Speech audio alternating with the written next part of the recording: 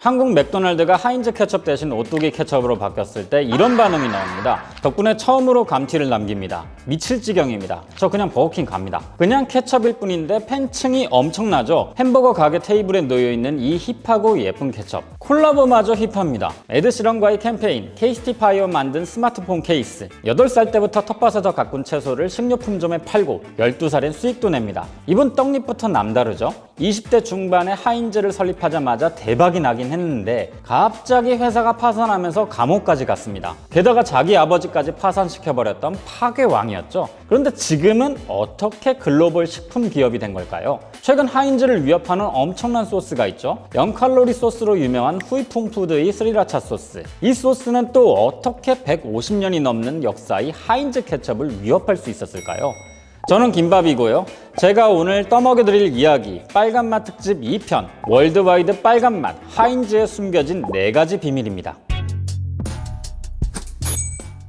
사실 이 케첩은 원래 생선을 발효시켜서 식초랑 소금을 넣어 만든 소스였어요. 지금의 케첩과는 많이 다르죠. 중국 남부와 베트남 북부에서 주로 쓰던 소스인데 어떤 영국인이 이걸 맛보고 직접 고향으로 가서 만들어 봅니다. 버섯 케첩, 호두 케첩, 토마토 케첩이 만들어진 건 한참 나중의 일이에요. 서양 사람들이 이 케첩을 좋아했던 이유는 감칠맛 때문인데요. 이 감칠맛의 정체는 글루탐산 나트륨, 그러니까 MSG죠. 재밌는 게 이 토마토엔 MSG가 많이 들어있어요. 그러니 토마토 케첩이 탄생한 것도, 우리가 토마토 케첩에 매료되는 것도 어쩌면 필연일지도 모르죠. 하인즈가 최초로 토마토 케첩을 만들었다고 알고 계시는 분들이 많으시지만요. 사실은 식물학자 제임스 미즈가 1812년에 처음 발명했어요. 당시 미국인들은 토마토를 관상용으로만 키웠거든요. 그런데 식물학자가 이걸 최초로 시도한 거죠. 이렇게 탄생한 토마토 케첩은 특이한 상품이었을 뿐 주목하는 사람은 사실 별로 없었죠. 하인즈를 창립했던 헨리 존 하인즈는 꼬마 시절부터 장사에 능했는데요. 처음엔 가족 농장에서 야채를 키우다 팔았어요. 그럼 이분은 왜 갑자기 이런 소스를 만들었냐? 헨리 하인즈가 갓 20살이 되었을 때 아버지가 운영하던 벽돌 공장에서 일했는데요. 당시 하인즈가 살던 피츠버그엔 철강 산업이 한창이었어요. 사람들이 하루 12시간씩 일에 막 치여 사는 걸 보고 이런 생각을 합니다. 빨리빨리 요리해서 먹을 수 있는 음식이 필요하겠다. 20대 중반이었던 1869년 친구랑 회사를 만듭니다. 하인즈 노블 & 컴퍼니. 이 회사의 대표 상품은 홀스 레디쉬 소스였어요. 겨자무라고도 불리는데 이게 고추냉이와 비슷한 맛을 내거든요. 최근 어떤 기업들이 겨자무를 쓴 제품에 고추냉이를 쓴 것처럼 표기해서 적발된 일이 있었죠. 바로 그겁니다. 이 홀스 레디쉬는 유럽에서도 오래전부터 써온 재료인데요. 이걸 갈아 쓰기가 너무 번거로운 겁니다. 이걸 만들어 팔면 주부들은 분명히 살 것이다. 물론 당시에는 이미 이걸 판매하는 곳들이 많긴 했어요. 그럼 하인즈는 어떻게 했을까요? 잘 만드는 것, 이겁니다. 제품을 정말 잘 만들었어요. 본인 농장 있죠? 그 농장에서 직접 기른 홀스 레디쉬를 아주 곱게 갈아서 불순물이나 덩어리가 없는 고품질 홀스 레디쉬 소스를 만든 거죠. 이 홀스 레디쉬가 굉장히 잘 팔렸습니다. 이걸 판 돈으로 사업 확장도 가능할 만큼 팔렸어요. 그 다음은 뭘 만들까? 오이 피클을 만듭니다. 미국에서는 오이 피클을 정말 많이 먹잖아요. 김치 같은 거죠. 근데 이것도 만드는 게 정말 귀찮거든요. 이것도 만들자마자 없어서 못 파는 수준까지 이르렀어요. 그리고 사업 시작한 지 6년 만에 미국 전역으로 판매망을 넓힙니다. 이렇게 성공으로 가는 탄탄대로가 열렸다 싶었는데 한 방에 망합니다. 1873년 뉴욕에서 은행 위기가 터졌는데 이게 75년에 피츠버그까지 번졌거든요. 돈줄이 줄줄이 막히고 서로 빌려준 돈 내놔라 뭐 이러면서 회수하기 바쁜 겁니다. 근데 하인즈가 사업을 엄청나게 벌여놨잖아요. 대규모 투자를 단행했던 하인즈 컴퍼니가 오이 살 돈마저 떨어지게 됩니다. 하인즈와 얽힌 사람들이 모두 하인즈에게 찾아와서 내 돈 내놔라 이렇게 한 거죠. 줄 돈이 없는데 어떡하겠어요. 결국 파산 신청을 합니다. 동업자와 친구 모두가 하인즈를 떠납니다. 공장을 담보로 아들에게 돈을 빌려줬던 아버지까지 파산해요. 거기다 채권자들이 헨리 하인즈를 고소하면서 옥살이도 했고요. 하인즈가 이 가혹한 옥살이를 하고 출소한 다음에 가장 먼저 한 일이 뭐였을까요? 채권자와 거래처를 일일이 찾아갑니다. 선생님, 제가 당장 갚을 수는 없지만은 5년 안에 꼭 전액 다 갚겠습니다. 하인즈가 이렇게까지 단언한 이유가 있어요. 불황이어도 피클 같은 절인 야채들이 잘 팔렸거든요. 현금이 없어서 망했지만은 성장성은 여전한 겁니다. 다시 사업을 시작하려면 신뢰를 회복해야 하기 때문에 채권자들에게 이런 약속을 한 거죠. 그리고 형 프레더릭과 동생 존, 부인 셀리에게 돈을 빌리면서 1876년 F&J 하인즈로 이름을 바꿔 다시 시작합니다. 실제 경영은 여전히 헨리 하인즈가 맡았지만은 빚쟁이로 낙인 찍혔으니 다른 가족을 얼굴로 내세운 거죠. 1888년에야 형제들로부터 지분을 인수하고 HJ 하인즈로 이름을 바꿨고요. 하인즈가 이때 불후의 명작 케첩을 만듭니다. 호두 케첩과 토마토 케첩을 만들었는데 당시에는 토마토 케첩보다 호두 케첩이 더 일반적이었어요. 그리고 1890년대에 토마토 케첩 붐이 불면서 하인즈 케첩의 전설이 시작됩니다. 뜬금없이 이 토마토 케첩이 인기를 얻은 이유는요, 19세기 말에 미국에서 햄버거, 프렌치 프라이, 핫도그가 인기를 끌었기 때문이었어요.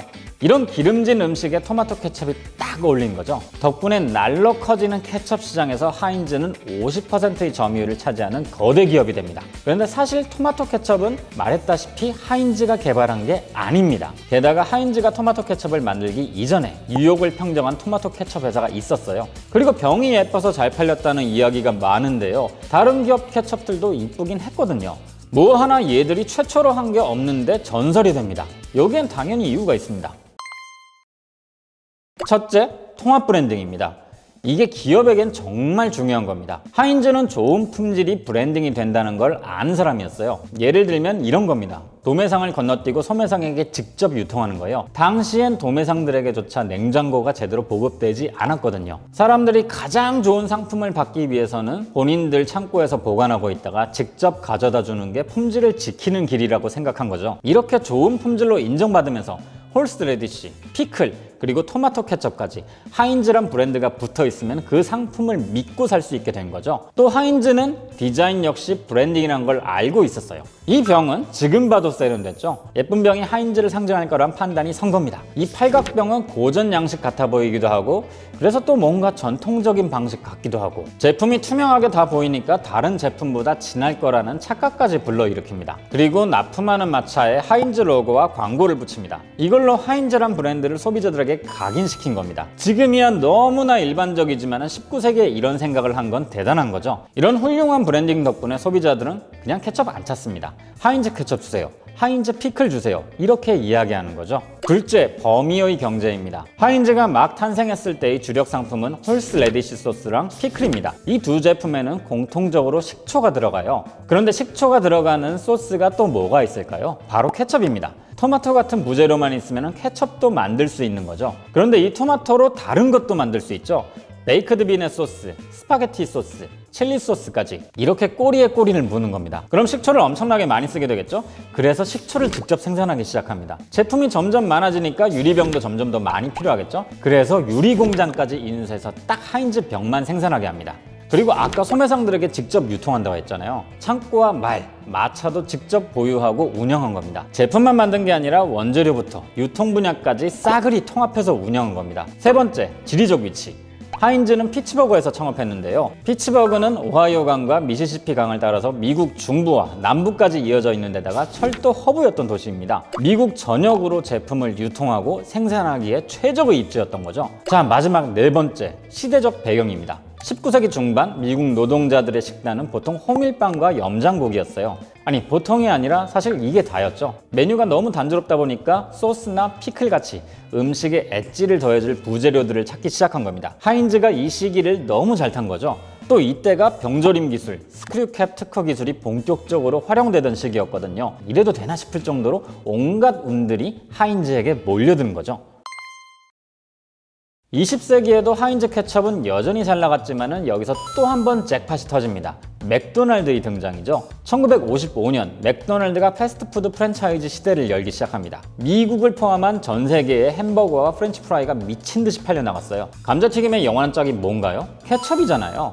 전 세계 맥도날드에서 하인즈 케첩을 사용하겠습니다. 1973년 맥도날드가 이런 충격적인 발표를 합니다. 전 세계 맥도날드에 하인즈가 깔리게 된 거죠. 하인즈 케첩이 이렇게 전 세계에 빨간 맛을 퍼뜨렸습니다. 하지만 2000년대 이후로는 대접을 좀 못 받았어요. 케첩엔 설탕이 어마어마하게 들어가는데 사람들이 설탕을 피하게 된 거죠. 또 미국의 아프리카, 라틴, 아시아계인들이 많아지면서 예전보다 케첩을 덜 찾기도 했고요. 여기에 또 복병이 나타납니다. 베트남계 이민자인 데이빗 트란이 만든 핫소스가 미국인들의 입맛을 완전히 사로잡거든요. 후이펑 푸드사의 스리라차 소스입니다. 이 데이빗 트란이 미국에 와서 음식을 먹는데 입에 맞는 소스가 없는 겁니다. 목마른 사람이 우물을 파야죠. 고향에서 먹던 스리라차 소스를 미국에서 직접 만들어 팔기 시작한 거죠. 이게 그냥 매콤한 게 아니라 달달하기도 해서 미국인들에게도 인기가 엄청났습니다. 또 여기에 저렴하기까지 합니다. 데이빗 트란은 이렇게 말합니다. 부자의 입맛에 맞는 소스를 가난한 사람들의 가격에 제공한다. 여기에 0칼로리라는 이야기가 나오면서 다이어터들 사이에서도 인기가 많죠. 그런데 엄밀히 말하면 0칼로리는 아닙니다.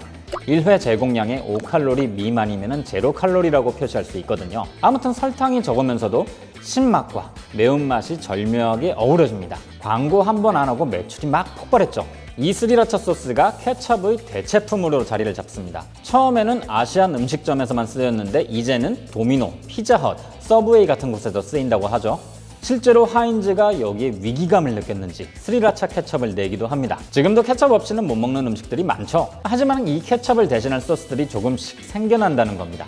스리라차 같은 복병이 나타나는 거죠. 케첩이야말로 전 세계를 매혹시킨 빨간 맛입니다. 하인즈에게 케첩은 더 이상 핵심 상품은 아니지만 지금의 하인즈를 만들어낸 건 바로 이 토마토 케첩이고, 이 토마토 케첩을 전 세계에 널리 퍼뜨린 게 하인즈라는 건 부정할 수 없는 거죠. 그런 점에서 하인즈 케첩의 역사는 어쩌면 자본주의 역사라고도 할 수 있을지 모르겠네요. 앞으로 감자튀김을 드실 땐 이 자본주의의 빨간 맛을 기억하시길 바라면서 저는 다음에 다시 뵙겠습니다.